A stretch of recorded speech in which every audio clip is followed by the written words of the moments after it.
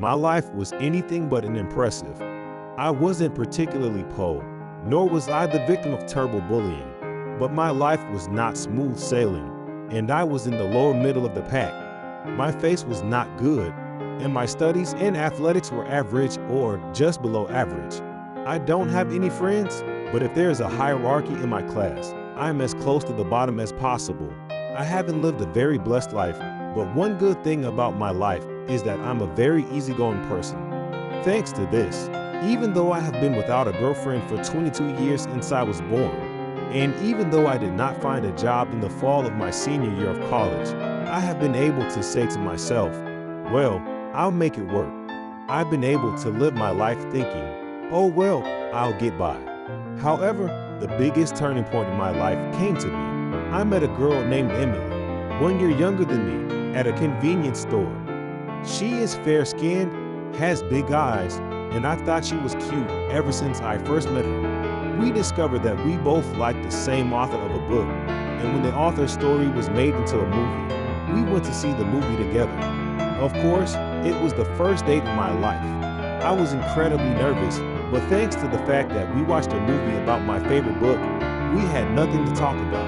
I was incredibly nervous, but thanks to watching my favorite movie, we had nothing to talk about. And as we were parting, I was so excited that I said something like, "I'm so happy to see you." I've been in love with Emily for a long time, so I was really happy to spend time with her today. I saw in a magazine that the confession was on the third date, so I thought I'd done it even though that was my intention. But what I got back from Emily was an amazing statement. I've been wondering about you too, Jack, and I look forward to working with you in the future. Thus, I unexpectedly got a girlfriend for the first time in my life. I was so happy. I felt like I was in heaven. I never thought that such a pretty girl would be my girlfriend. I have lived my whole life without a girlfriend for this happiness. If I had a girlfriend who was so important to me that I could feel that way, I couldn't be unemployed. With this thought in mind, I became even more motivated in my job search. I felt more confident in my job interviews than usual, and I finally felt happy about my life, thinking if I keep going like this, I'm going to do well in both love and work. I guess it doesn't work out that way. Then something happened that made me think so. It was 1 month after I started dating Emily. It was the day we promised to go on an overnight trip to a nearby hot spring for the first time. I had done all the research beforehand, carefully prepared my belongings, and even asked my sister for advice on what to wear. Of course, I couldn't keep Emily waiting, so I left the house well in advance of the appointed time. It was a 20-minute train ride to the station where we were to meet. I left an hour before, so I thought I had plenty of time to get there. But as it turned out, I couldn't get there on time. The reason for this is that I was crossing the intersection just a few minutes before the meeting place. A woman was walking in front of me. She had a very thin body that I could see even through her clothes. So thin, I thought nothing more than that. And when I was about to pass by the person walking very slowly, the person fell toward me. I was about to pass by the person who was walking so slowly when he fell toward me. What? I could only raise my voice because it happened so suddenly. I fell to the ground with her as she fell. I was not injured, just a little elbow. But what I was worried about was her who suddenly fell down. I was not so much injured as I was hit on the elbow. "Are you all right?" I asked her that, but she did not reply. I looked at her face in wonder and saw that she seemed to be unconscious. Of course, I had never experienced anything like this before, and when I looked around, there was no one there. I realized that I had to do something about it and told myself to stay calm. I carried her to a place where she wouldn't be hit by a car for now and called 119 on the phone I had with me. Then the ambulance was going to come in a few minutes, and I waited for it to arrive. But after waiting for 10 minutes, it didn't come. It was lunchtime on a weekend, and maybe the roads were crowded. Sobbing, I held the person in my arms and could do nothing but wait. Then the lady opened her eyes, but she was incredibly pale. Although she was awake, it would be obvious that she was not feeling well. I just called an ambulance. Please be patient. When I said this, she gave a small nod as she gasped for breath. She seemed to be in a lot of pain. and I kept praying in my heart that the ambulance would come soon. And I wondered if they thought they knew me or not, or if it was a system to get someone else on board. The paramedic asked me to get in the ambulance with him, and I got in without knowing what to expect. It was the first time in my life that I rode in an ambulance. I'm a stranger, but I hope she survives.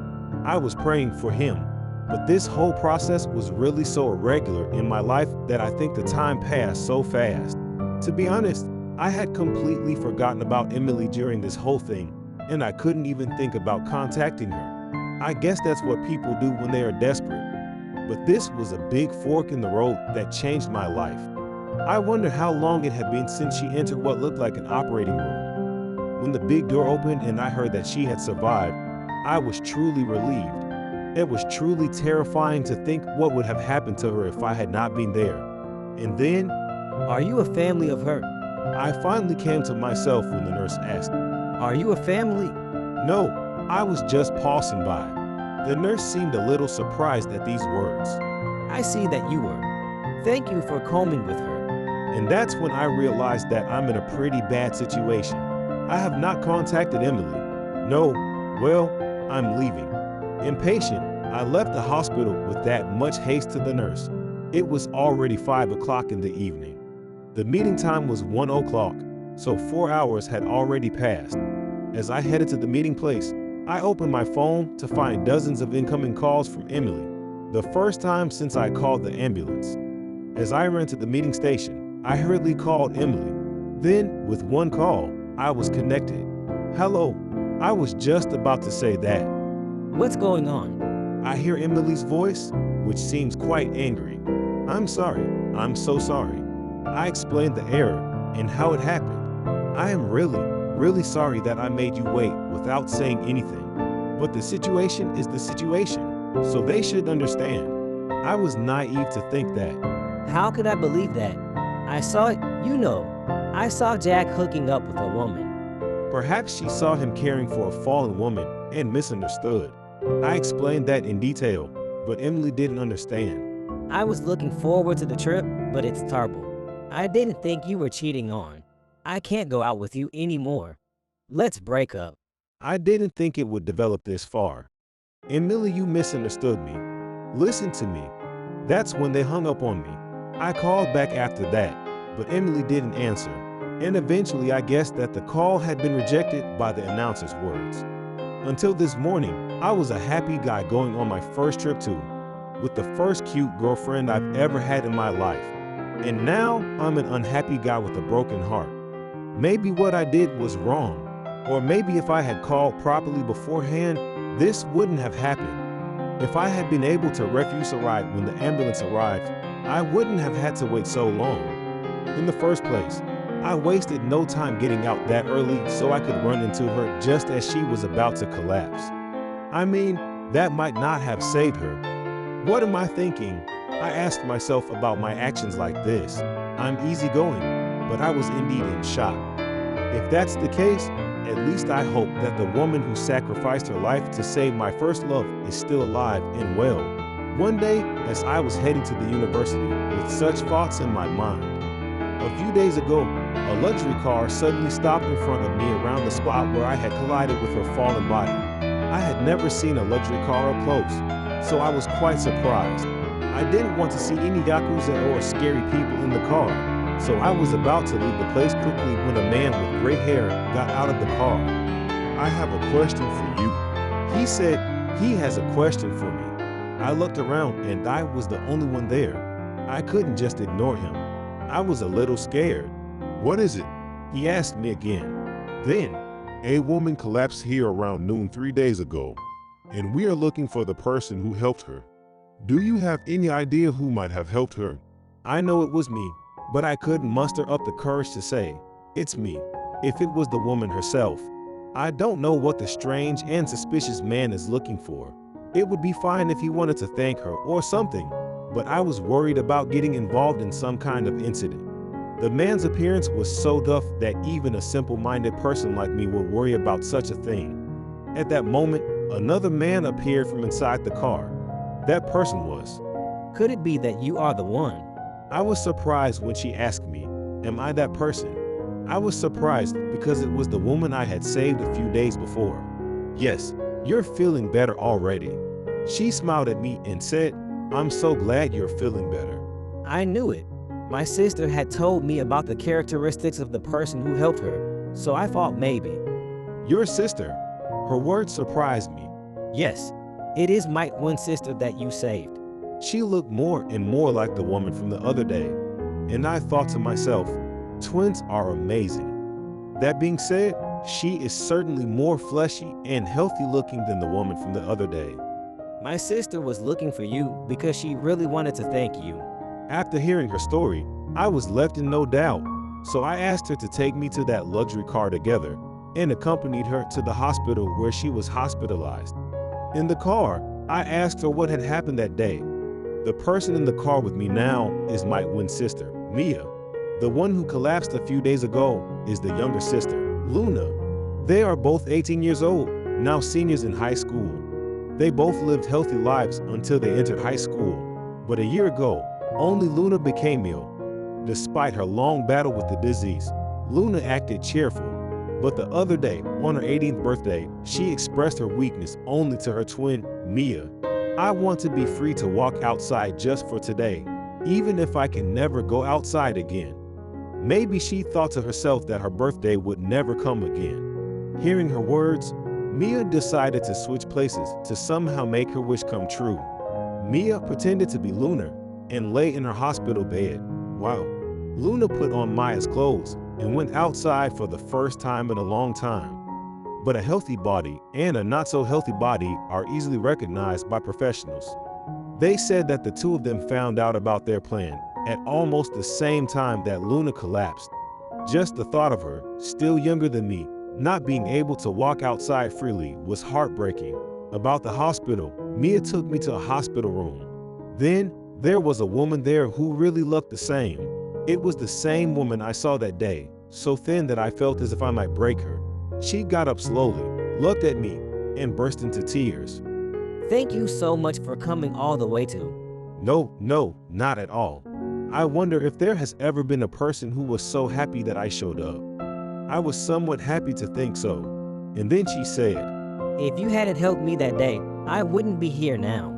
Thank you so much. She was mature for her age and very polite.